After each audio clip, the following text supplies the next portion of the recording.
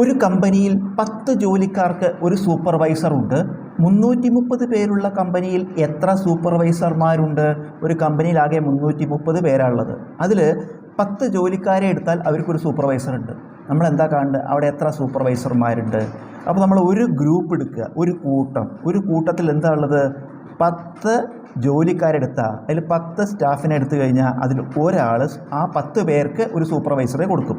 10 ജോലിക്കാരെ എടുത്താൽ അവർക്കൊരു സൂപ്പർവൈസറെ കൊടുക്കും. അടുത്ത ഗ്രൂപ്പിലും അതെ, 10 ജോലിക്കാരെ ഒരു ഗ്രൂപ്പാക്കിയാൽ അതിനും ഒരു സൂപ്പർവൈസറെ കൊടുക്കും. ഈ 10 പേരെ കൂടാതെയാണ് ഒരാളെ അതിൻ്റെ സൂപ്പർവൈസറായിട്ട്, അതിൻ്റെ ലീഡറായിട്ട് നിയമിക്കുന്നത്.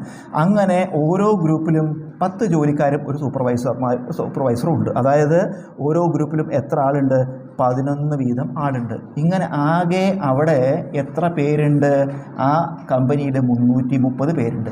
അപ്പോൾ അവിടെ എത്ര ഗ്രൂപ്പ് ഉണ്ട് നോക്കിയാൽ മതി. നമ്മൾ ഇങ്ങനത്തെ ഗ്രൂപ്പുകൾ എത്ര ഗ്രൂപ്പ് ഉണ്ട് നോക്കാൻ നമ്മൾ എന്ത് ചെയ്താൽ മതി?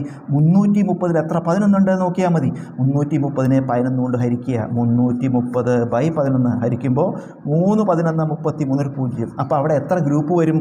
30 ഗ്രൂപ്പ് വരും. ഇങ്ങനത്തെ 30 ഗ്രൂപ്പ്. അപ്പോൾ ഈ ഓരോ ഗ്രൂപ്പിലും ഒരു സൂപ്പർവൈസറാണ്. ഇപ്പോൾ 30 ഗ്രൂപ്പ് ഉണ്ടാകുമ്പോൾ എത്ര സൂപ്പർവൈസർമാരുണ്ടാവും?